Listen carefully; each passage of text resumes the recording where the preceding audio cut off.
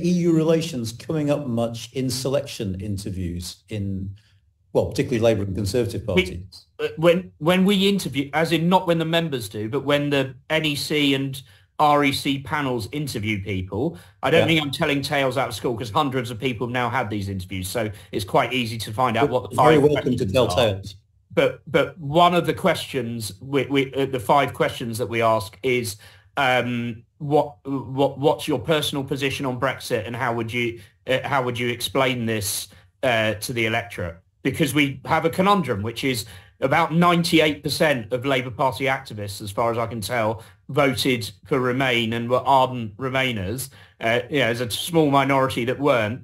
But we're confronted in most of the places that we need to win by voters that is not their position. So we do need to test people on whether they're capable of bridging the gap between their personal opinion and the voters that they're talking to.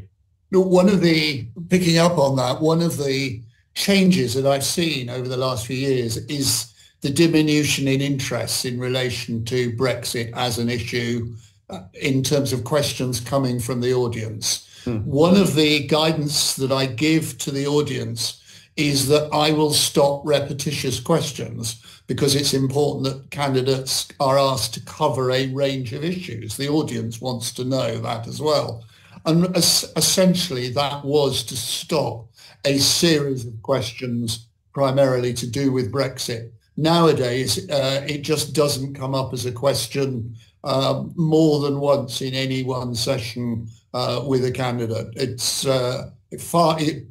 Generally, it doesn't come up at all now. Can I ask you what does come up most? It's fascinating. There's just a huge range of issues. A lot of them are essentially local. Okay. But if you are talking local, for example, in Windsor, local can be, and the other airport-related constituencies in Surrey and in Berkshire, and in Gatwick and the like, the issue of airport aviation, environment and the like, then you will get flooding. So you will get local issues in all sorts of different ways. There's also, I think, and this is understandable, the issues of the day. The NHS comes up quite regularly. I would say virtually every session has a question about the NHS in some form or another.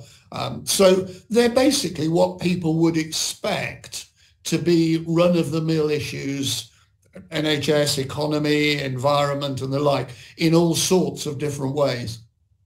Interesting. Michael, did you want to come in on this? Or? God, the one thing Michael Crick doesn't want to... Oh, he's talking. He's muted. Just to back what Robert says, I mean, the fact that the party has chosen, James Cracknell, the Olympic gold medalist in Colchester, who said he wants to be back in the EU in 25 years, I think is interesting. Charlie Davis in Eltham, I think it is, who was part of the second referendum campaign.